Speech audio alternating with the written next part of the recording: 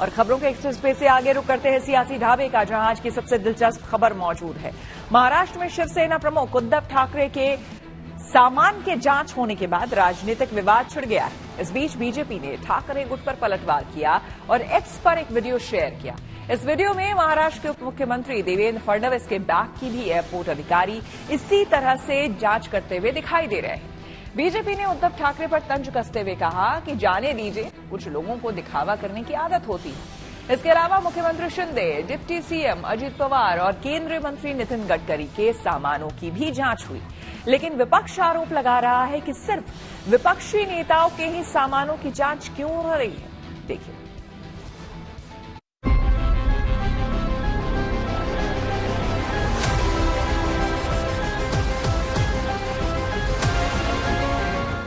माझा urine pot पण तपासा।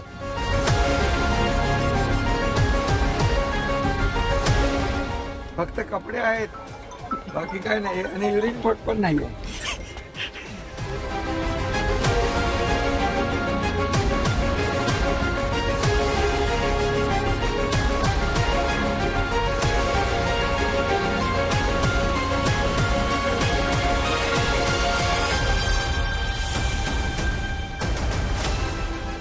महाराष्ट्र के चुनावी जंग में चॉपर चेकिंग पॉलिटिक्स गर्मा गई है और अब इसमें चुनाव आयोग की भी एंट्री हो गई है।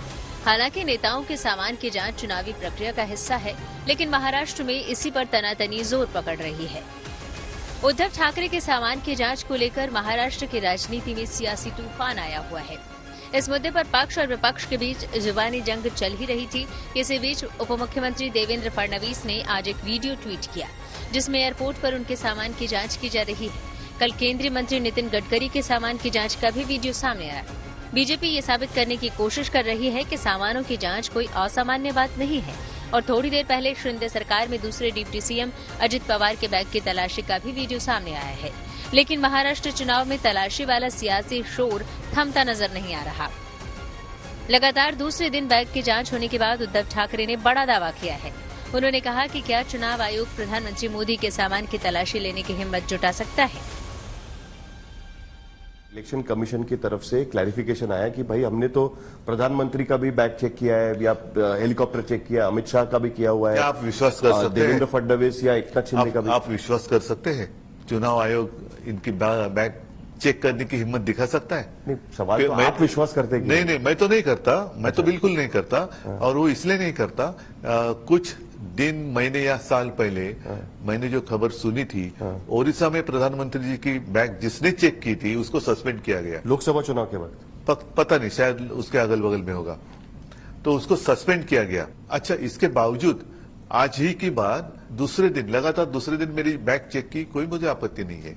लेकिन जब मैं एक जगह से दूसरी जगह जाना चाहता था, तो जब तक प्रधानमंत्री जी सोलापुर एयरपोर्ट पे लैंड नहीं होते, तब तक मेरा हेलीकॉप्टर, मैं औसा में था, सोलापुर से औसा कितनी दूर है, जाना था मुझे कहा, उमरगा, वो जब तक लैंड नहीं होते तब तक यहाँ से परमिशन नहीं दी गई। वो तो सिक्योरिटी प्रोटोकॉल है ना? नहीं, इसलिए तो मैं कहता हूँ, मैं भी तो मेरे पार्टी का नेता हूँ, वो उनके नेता है, वो प्रधानमंत्री है, इसीलिए उनको अलग कानून मैं नहीं मानने वाला।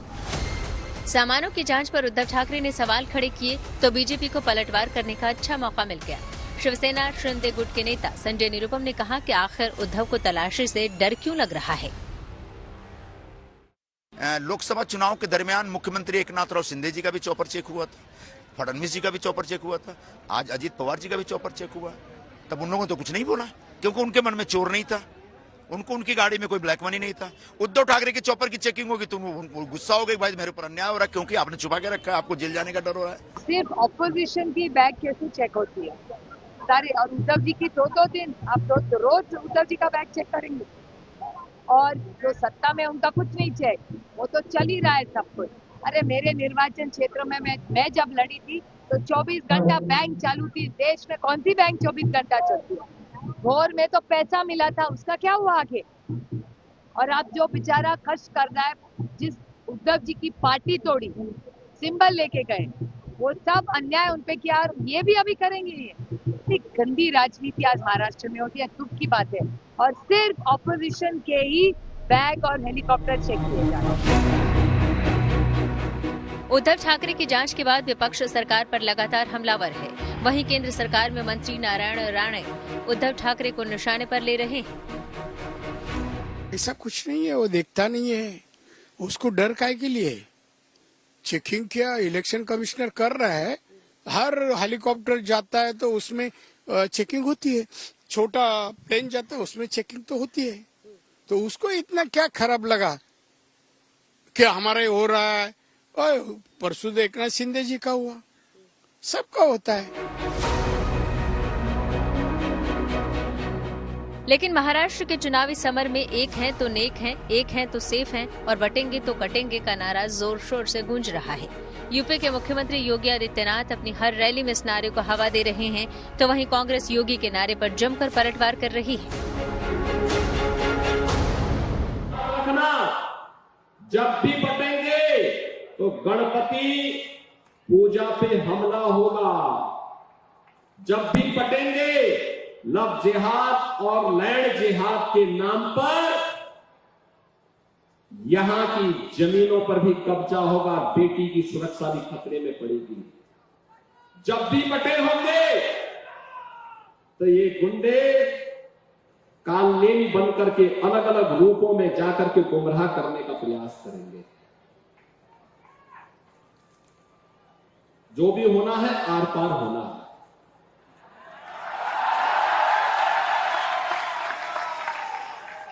हाँ भी और ना भी नहीं, या तो हाँ होगा या ना होगा। आवाज दो, आवाज दो, आवाज दो। हम तो एक है, आवाज एक है, लेकिन फिर क्या आप चाहते हैं?